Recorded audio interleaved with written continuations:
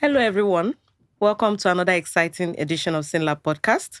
My name is Uchenna Amadi, and I'll be your host. Today, we will be talking on the topic, the heart of the matter. Is your heart in top shape?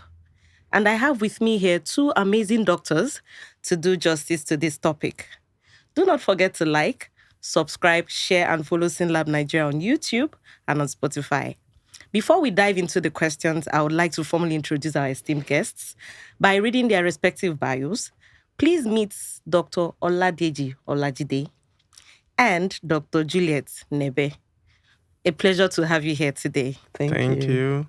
So, formally introducing them, I would like to start with Dr. Nebe because he's ladies first. Sir.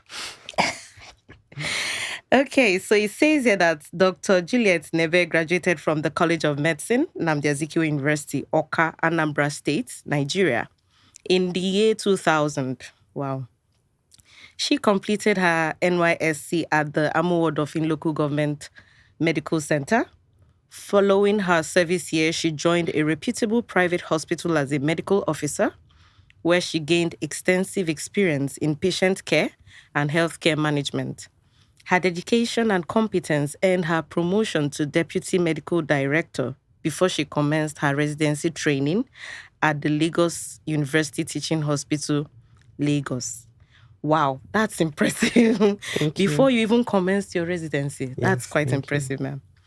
In 2015, she became a fellow of the West African College of Physicians and was appointed a consultant in the Department of Family Medicine at LUTH. In this role, she trains family medicine residents and conducts research in various areas of medical practice. She is also a fellow of the National Postgraduate Medical College of Nigeria. Dr. Nebe is a certified trainer in advanced life support in obstetrics. She holds a certificate in leadership and management in health from the University of Washington and a CDE diploma in geriatrics from the South African Society of Geriatrics. Quite impressive, ma. Thank you. And it keeps going on. Her professional affiliations include membership in the North American Primary Care Research Group, NAPCRG, the International Society of Travel Medicine, and the Pan-African Travel Medicine Federation. She is also the immediate past financial secretary of the Nigerian Society of Travel Medicine. Wow. Dr. Nebe is deeply passionate about lifelong learning and sharing knowledge with a strong commitment to continuous holistic patient care, the cornerstone of family medicine. She is married and blessed with children. A pleasure to have you here, ma'am. Thank you very much. And allow me to say quite impressive. Thank you. Thank you very much. But I'm curious though, why family medicine? Okay, as I said in my bio, I started out as a medical officer. So when you practice medical care in the community, you get to see a lot of people, irrespective of the age, of the disease condition. So they come to you first. It's you that determines whether this you could manage or this you could refer. So it's informed me in my particular care because I garnered a lot of experience. I found out that as a doctor, you can give a lot to the community. Of course. And that's what family medicine offers. Oh, wow. Family medicine trains you better to coordinate this care, better to manage these patients, and is a continuum from cradle to grave. That's what we say. So all through the life of a patient, you know them. You get to become a member of the family. That's what happens in family practice. Now that you've put it this way, I think I see what you're trying to say. Wow, that's quite impressive. Thank you. Nice to have you here today once again. You're welcome. So finally coming to Dr. Oladeji. So Dr. Oladeji earned his MBBS from the University of Lagos in 2007 and initially trained in anesthesia for 3 years. In 2021, he obtained a fellowship in cardiology from the West African College of Physicians, marking a decisive shift in his career path. His passion for cardiology stems from a deep concern for the growing burden of cardiovascular disease and a desire to improve how these conditions are diagnosed and managed. With a keen interest in preventive cardiology, He focuses on hypertension, heart failure, and arrhythmia management. Dr. Oladeji is renowned for his meticulous approach to care, consistently identifying subtle clinical cues and delivering individualized, effective interventions. He leads the cardiology unit at Federal Medical Center Ebute Metta with a blend of clinical precision and empathetic leadership. Wow. Academically and clinically, he has made significant contributions. He is the lead author of several studies on heart failure and atrial fibrillation and has co-authored multiple influential publications. His research continues to enrich the field and raise the standard of cardiovascular care. Looking ahead, Dr. Oladeji is particularly enthusiastic about the integration of artificial intelligence and telemedicine into cardiology. He views these tools as essential for expanding access and improving efficiency in cardiovascular care, ensuring his practice remains at the cutting edge of medical innovation. Massive wow. Thank you. When I saw artificial intelligence, I'm like, okay, somebody is moving with the time. That's actually impressive. Yeah. That's the way to go. Yeah. And I'm particularly impressed about your keen interest in preventive cardiology. The fact that it is preventive struck me. Why did you venture into that? Okay. So, talking about preventive medicine, there's a place of early detection. Of course. Because we live in the part of the world where people don't really want to use medication. And also in Africa, we present LUTH in conditions whereby there's little you can do. Yeah. Then the cost of all these interventions are quite expensive. So if we can go the way of preventive, then we can reduce the burden of cardiovascular disease in general. Wow. And also reduce costs of medical treatment. Thank you very much. When you said we present LUTH, it struck me a lot. A lot of people really do not like medication, like you said. Once again, it's lovely to have you here. I'm looking forward to an exciting discussion with both of you. Thank you. So, like I said, do not forget to like, subscribe, share, and follow SYNLAB Nigeria on YouTube and on Spotify. In this first episode, we shall be talking about knowing your heart. So for the Gen Zs out there, it's not the heart you're talking about, though. This one is cardiovascular, the cardiovascular organ, the one that is pumping blood. It's not relationship program that we are seeing. Just kidding. So, I'd like to start with Dr. Nebe. Okay. What does the heart do beyond what we learned in school as per biology? Okay. Generally, we know that as per biology, we are told that the heart pumps the blood. Okay, the heart does more than that. He's a cardiologist. Yes. And we know that apart from pumping the blood all over the body, there's a specific thing that the blood carries. So without the heart pumping that blood and the blood flowing, it will not carry oxygen, of course, which is the bane of life. So the heart is the bane of life. Because as it pumps, it has to carry oxygen. Not only that, it also carries the food particles. Because even if you eat all the best things in this world and the heart does not pump the blood, it will not get to the intestine. It will not carry the things you have eaten. It will not direct it to all over the body. You know. So apart from that, also the heart also has things, what we call receptors, that picks when things go wrong. That is why the first thing we do when somebody slumps here is to attack the heart. I'm using a simple language that we attack because we feel I'm beating somebody that has slumped. But instead of pouring water, we attack the heart. Because without kickstarting that heart, everything goes. So the heart is the bane of life. So it does more than pump blood. It carries the food, it carries the oxygen, it predicts when things go wrong, and it showcases it to the world to see. When you put it that way, it sounds very interesting. Showcases it for the world to see. Dr. Oladeji, did you want to add something to that? All right. Seeing that you're the heart person. All right. Okay, she has said it all in terms of what the heart does, in terms of pump blood. The heart is a pump. itself. So it's an organ of pump and pumps the blood, which does all the nutrient, then also take it back to the lungs for it to be like the carbon dioxide, so that it can leave the body, take some to the kidney so that it can be excreted. But another interesting thing about the heart is also that it has its own electricity. Oh, wow. Yes, the heart is very interesting. It generates its electricity that we called a station called the SA node. Okay. So that's why they can say someone is brain dead and is not totally dead. You'll be on a ventilator because the heart has not switched off its own light, in quotes. Yes.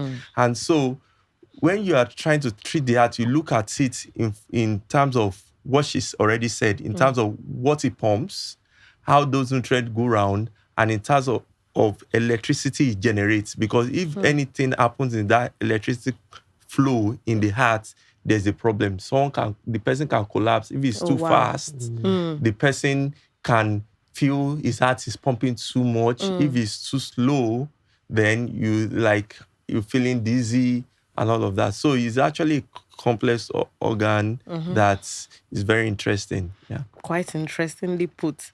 So let me stay on you a bit, Dr. Oladeji. What signs might indicate your heart isn't functioning at its best, even if physically you feel fine? Are there signs that you would feel that even as I'm sitting now, that I'm looking the way I'm looking, are there things that can be going on that I wouldn't be aware of? Well, all right. So interestingly, there might not be any signs. Yes, and that's the sad truth, where people just collapse and like there was nothing wrong with him. He just fall and he died. But on some occasions, the heart gives signs. Like I said, the heart cries. And one of the way it cries is pain, chest pain. There's a typical kind of pain from the heart, which is like tightness, which moves either to the hand, move to the neck, which separates it from all that kind of pain that might not be from the heart, really. And it increases with either stress, climbing stairs, and all of that. Then another way you can know that there's something wrong is the heart.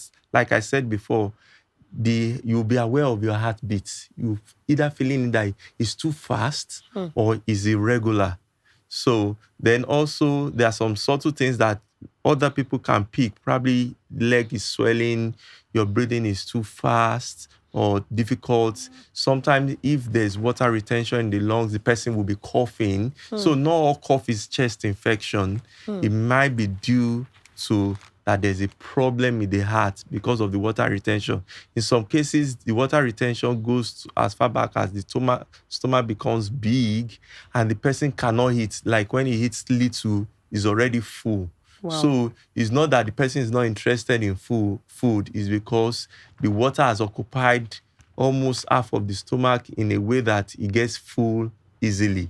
So the heart gives all these signs so that to tell you that check yourself up. But most of the times when you are already seeing all these signs, it means there's already a damage. Oh, wow. So that's why we advocate that you should do routine screening, like they call wellness check, do basic tests so that it can catch this even before those signs develop so that it can be addressed on time. So when you said heart beats, yes, like when your heart beats, you're trying to say that we should take note of our regular heartbeats. Yes. Because I can tell you that for free, that a lot of people just go about their business. They don't even stay to, as in, I don't know if you get what I'm trying to say. It's not top of mind to be keeping track on the intensity of your heart beating or if it's beating faster or slower. So just to go deep a little into that, usually you are not aware of your heartbeats. Your heart keeps beating and you are not aware. Yes. You go about a normal function because it's not something you are controlling.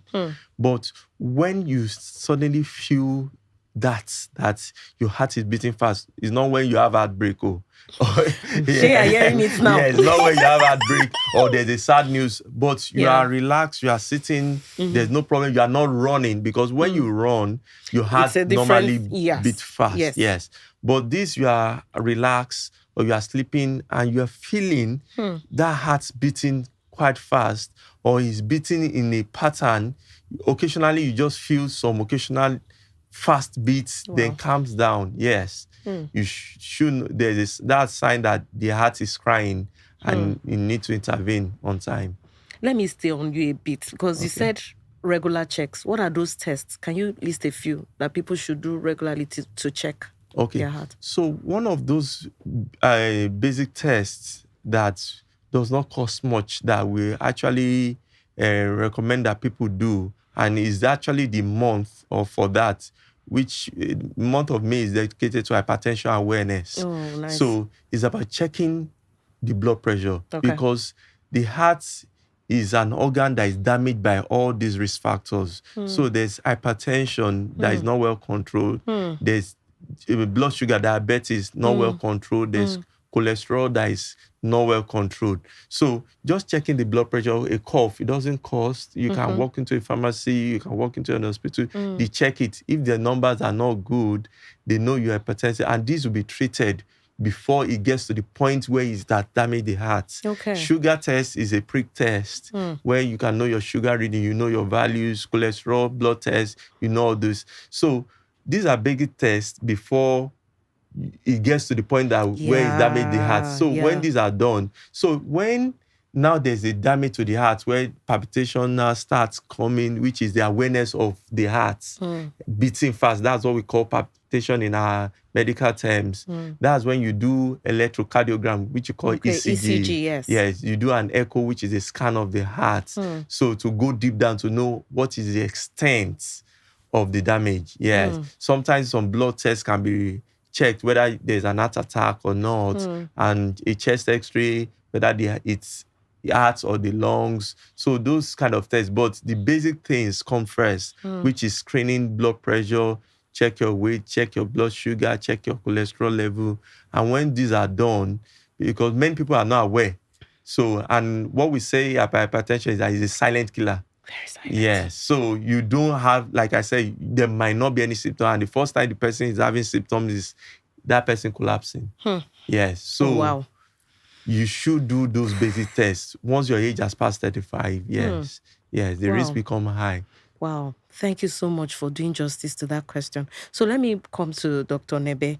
Dr. Nebe, can you speak to the key numbers everyone should know? You know, he mentioned blood pressure, cholesterol, heart rate, glucose as well. Can you mention, like, what ranges should they fall between, you know, to know that you're good? In addition to the three, we have the basic other ones that we could do. We could check the pulse rate. You know, some people, just like you talked about palpitation, that's irregular heartbeat. That's your heart beating and you're perceiving that your heart is beating. I want to point out that it's not in all cases we have palpitation, that's being aware of your heart beating, that it has to do with the heart, really.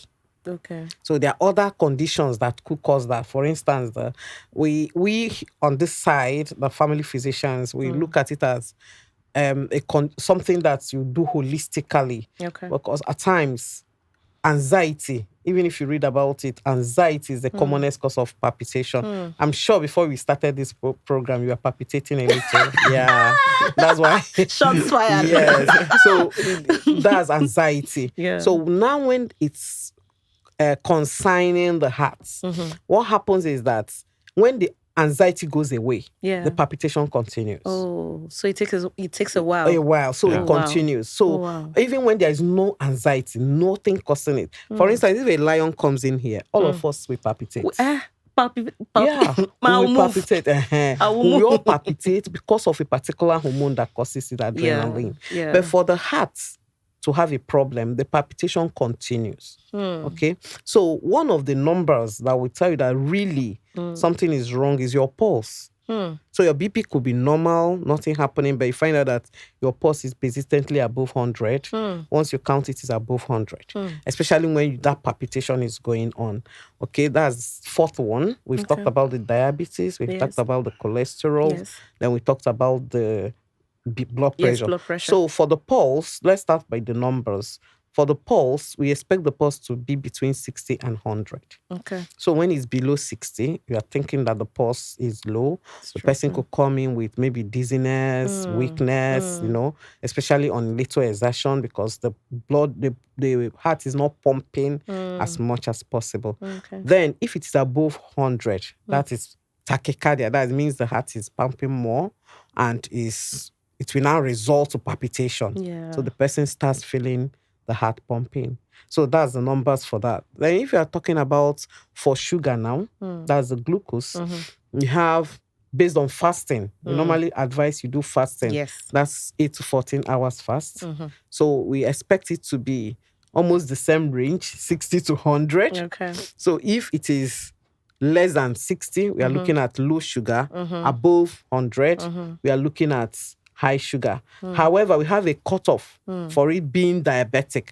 So above 100, we say, okay, it's high, but we could do something. But when it's above 126, we start thinking of diabetes. Then going to cholesterol, we actually use basically 2 parameters. So you don't go do total cholesterol and assume that's all. Okay. Because your cholesterol can actually be normal, but the breakdown will be a problem. So we need that panel. Okay. What we call lipid profile. Yes. So it tells us everything. Yes. So we actually need 2 particular one in that lipid profile. The LDL and the HDL. Of course. So that's the most good important. And the bad cholesterol. Yeah. So it could be normal 200 or less, but you're deviating towards the bad one. So the breakdown will give us a very high LDL, in as much as the total is good. So it's that LDL that informs cardiac health. So now, for everybody, we expect the LDL to be lower than 100. In most cases, irrespective. Then we expect for the male, the HDL to be 40, then the female 50. That should be okay. Then the last number, I think, we've talked about blood pressure, yes. So we expect the blood pressure to be between 100 and 139. For the upper one, it's 2 ranges. Yes. Then for the lower one, we expect it to be 60 to 89. Nothing lower, nothing bigger. So when you're saying, my BP is on borderline, I always get 140/90. I'm always there in 149. I used to use one adage for my patients. I tell them that if I need to pull down this house, I could use a bulldozer. I can as well use a hammer. The only thing, it will take me time to push it down. Wow. So if it's persistently 140, 142, 140, you claim it's borderline, but it's still pushing down something. So we aim that the blood pressure should be the other side of 140 at all times, the other side of 90 at all times. Then another thing we didn't mention is the weight. Yeah, the weight's very important. So there's something we call basic body mass index. It's a BMI. basic measure, BMI, a basic way of maintaining our cardiac health. We expect everybody to fall into a group, So we say that the normal BMI, which is calculated using your weight and your height. So you might be slender, very tall, but you're very heavy. It would interest you to know that I am overweight based on my BMI. It takes a lot to maintain that weight. Majority of us are overweight in Nigeria. So you can be very slender, very tall, but you're very heavy. So you have to use 2 parameters to measure and know your BMI. So the normal BMI stands from 18.5 to 24.9. Oh, nice. So once it's above that, you're overweight. But by the time we are getting, 24.9, yes? Yeah. By when we are getting to 29.9, you're now going to obesity. So, obesity, yeah. So we have to work towards not being overweight. We have to try to fall in between 18.5 to 24.9 when we calculate it. So it's calculated based on the weight, your weight over your height squared. Simple mathematics. Your weight in kilogram, then your height in meters multiplied by itself. That's what squared. It means squared. Okay. So once you calculate it, you will know where you're falling. Then you start working towards getting to the better part. So that's the 5 basic numbers we work with. Let me just ask. So what would you say about those that are underweight? Okay, so for underweight, what do they do? How does it affect them, and what can they do to? Yeah, being underweight also affects cardiovascular health. Wow. Yes. And we thought they were lounging. No. I think based on studies, when you're overweight, the body mass is reduced. So majority of them will come with also things that will affect the cardiovascular health. Number one is that you find out that in what you call lipids tends to sediment more in people that has low metabolism. Okay. People that are not active.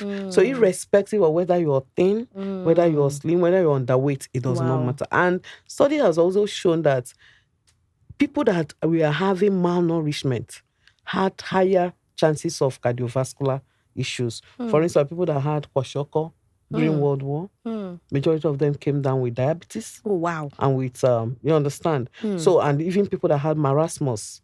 So, underweight is also a problem. So, we should work at maintaining our body mass index at a healthy level.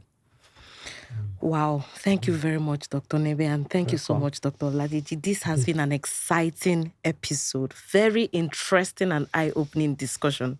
You had me at the underweight too. And please, if you are, I know a lot of us are actually aware and they go and check only cholesterol. Please extend it to lipid profile. Don't go and do only cholesterol and think you're fine. Dr. Nebe has said we are looking for HDL and LDL too. Please add to your to-do list. Okay, you also had one more thing. Yes. In the panel, like you said, there's also total cholesterol too. Yes. And there's also triglyceride. Yes, TG, yes. So, though LDL is what is used in predicting cardiovascular disease in terms of death, stroke, heart failure, and all of that, but if the triglyceride, that TG, is also very high too. It could be a pointer too. Oh, wow. Yes, and the total cholesterol too. So they are not so innocent. They are not so innocent too. So, wow. Yeah. There you have it. They are not so innocent. So you do your total cholesterol, your triglyceride, your HDL, and your LDL. There is even a ratio to that. There's a ratio. And even new studies are coming with lipoprotein. Oh, wow. Yeah, and the apoprotein. There are new studies coming to predict cardiovascular diseases. Yeah. Oh, wow. So things are evolving. Yes. Yes. Wow, that's quite impressive. Thank you very much, Dr. Nebe and Dr. Oladeji. This is a very interesting and an eye-opening discussion. You know, the part that you have to do the full lipid profile, not just the cholesterol, not just the total cholesterol. You can do your cholesterol with your triglycerides, your HDL, and your LDL. And these tests are done at SYNLAB, Nigeria. If you have not done it, you should start doing it now. Do not forget to like, subscribe, share, and follow SYNLAB Nigeria on YouTube and on Spotify. Stay tuned, and we'll be right back with more to come.